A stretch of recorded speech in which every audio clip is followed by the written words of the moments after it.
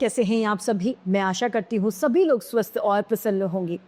आज हम हमारा पाठ सरदार वल्लभ भाई पटेल को पढ़ेंगे और समझेंगे। इस पाठ में वल्लभ भाई से संबंधित जानकारियों को हासिल करेंगे। आइए शुरू करें इस पाठ को। ये है पाठ 10, सरदार वल्लभ भाई पटेल। एक बार की बात है, गुजरात के करमसद गांव में एक बालक को फोड़ा निकला। उसे दागा जाने वाला था, लेकिन बालक की अवस्था देखकर गांव का फोड़ा दागने वाला आदमी हिम्मत यानी साहस नहीं जुटा पा रहा था। लोहा ठंडा पड़ रहा था तो उसने 6 साल के बालक से कहा, दागो, देखते क्या हो।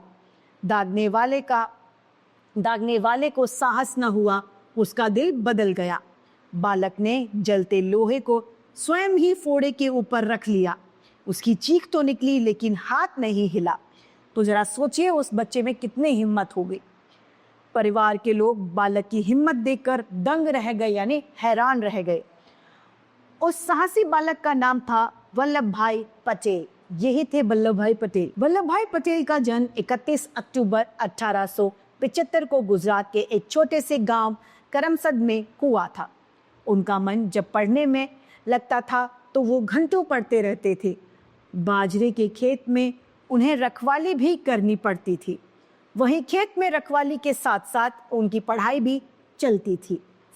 एक दिन जब वह पढ़ने में लीन थे तो किसी के चीखने की आवाज आई। उन्होंने उठकर देखा कि एक लड़की सांड से डरकर रो रही है। बालक वल्लभ भाई ने उस सांड को उल्टे पैर वापस भगा दिया। सरदार वल्लभ भाई पटेल का बचपन गरीबी में बीता।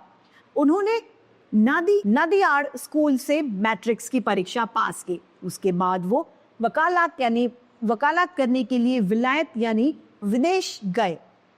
वे हाई स्कूल पास करने के बाद से कचहरी में मुक्तागिरी करने लगे थे।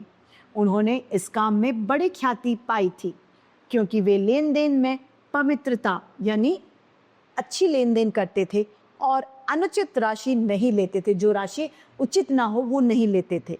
विदेश में उन्हें एक ही चीज का सहारा था, वह था श्रम यानी मेहनत का। लंदन में मिडिल टेबल पुस्तकालय जो घर से आने जाने में 11 मील पड़ता था, उनके अध्ययन और स्वास्थ्य का केंद्र था। स्वास्थ्य यानी अपने शरीर का। उसके पास स्पोर्ट्स की किताबें खरीदने के लिए पर्याप्त यानी जितना पैसा चाहिए था उतना पैसा नहीं था। इस पुस्तकालय में पहुंचकर वे घंटों पढ़ा करते थे। इस मेहनत यानी इस श्रम से ही उन्होंने बैरिस्टर यानी वकालत की परीक्षा पास कर ली। विदेश से लौटकर वल्लभ भाई पटेल अहमदाबाद में वकालत करने लगे। इस बीच वह गांधी जी के संपर्क में आए। उनसे प्रभावित होकर वल्लभ भाई वकालत छोड़कर देश की सेवा में जुट गए। सन 1927 में सरकार ने किसानों पर लगान की दर बढ़ा दी थी। उन्होंने किसान को संगठित किया और सरकार की इस नीति के विरोध में आंदोलन भी चलाया। अंत में सरकार को झुकना पड़ा। इसी सफलता के कारण गांधी जी ने वल्लभ भाई पटेल को सरदार की उपाधि दी। तब से ही उन्हें सरदार पटेल के नाम से जाना जाने। उन दिनों भारत की स्वतंत्रता के लिए जगह जगह आंदोलन चल रहे थे। गांधी जी के नेतृत्व में सत्याग्रह आंदोलन में देश के बड़े बड़े नेतागण भाग ले रहे थे। सरदार पटेल ने भी इस आंदोलन में भाग यानी हिस्सा लिया और अंग्रेजी सरकार ने उन्हें कई बार गिरफ्तार भी किया। सन 1945 में स्वतंत्रता प्राप्ति के लिए अंग्रेजी सरकार से बात शुरू हुई तो उन्होंने उसमें भी भाग लिया।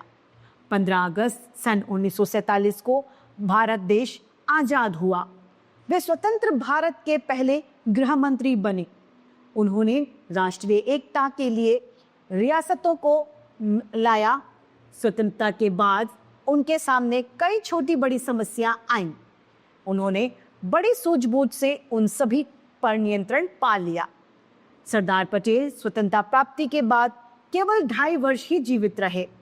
स्वास्थ्य यानी तबीयत ठीक न रहने की वजह से वे अंतिम समय तक कठिन परिश्रम करते रहे। 15 दिसंबर 1950 को अचानक हृदय की गति रुक जाने के कारण उनका निधन हो गया। उनके सम्मान में भारत सरकार ने गुजरात में नर्मदा नदी के तट पर यानी किनारे पर उनकी एक विशाल मूर्ति बनवाई है। यह मूर्ति एकता की मूर्ति के नाम से विश्व विख्यात है, यानी विश्व में प्रसिद्ध है। यह मूर्ति विश्व की सबसे ऊंची मूर्ति है। इसी के साथ हमारा ये पाठ सरदार वल्लभ भाई पटेल समाप्त होता है। मैं उम्मीद करती हूँ सभी को ये समझ में आया होगा। आज के लिए इतना ही, फिर मिलते हैं। धन्यवाद।